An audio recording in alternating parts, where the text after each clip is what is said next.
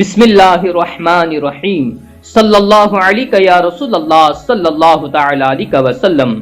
صحیح بخاری حدیث نمبر 139۔ رسول اللہ صلی اللہ علیہ وسلم میدان عرفات سے واپس ہوئے، جب گھاٹی میں پہنچے تو آپ اتر گئے۔ آپ صلی اللہ علیہ وسلم نے پہلے پیشاب کیا، پھر وضو کیا اور خوب اچھی طرح نہیں کیا۔ تب میں نے کہا یا رسول اللہ، نماز کا وقت آ گیا۔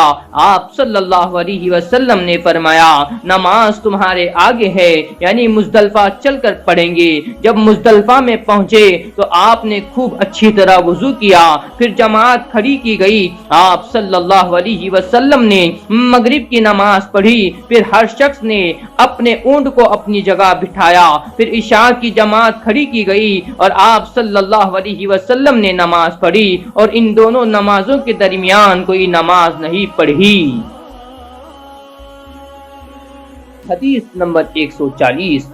ابن عباس رضی اللہ تعالی عنہ نے وضو کیا تو اپنا چہرہ دھویا، اس طرح کے پہلے پانی کے ایک چلو سے کلی کی اور ناک میں پانی دیا، پھر پانی کا ایک اور چلو لیا، پھر اس کو اس طرح کیا، یعنی دوسرے ہاتھ کو ملایا، پھر اس سے اپنا چہرہ دھویا، پھر پانی کا دوسرا چلو لیا اور اس سے اپنا داہنا ہاتھ دھویا، پھر پانی کا ایک اور چلو لے کر اس سے اپنا بایاں ہاتھ دھویا، اس کے بعد اپنے سر کا مسح کیا، پھر پانی کا چلو لے کر داہنے پاؤں پر ڈالا اور اسی طرح دھویا، پھر دوسرے چلو سے اپنا پاؤں دھویا، یعنی بایاں پاؤں۔ اس کے بعد کہا کہ میں نے رسول اللہ صلی اللہ علیہ وسلم کو اسی طرح وضو کرتے ہوئے دیکھا ہے۔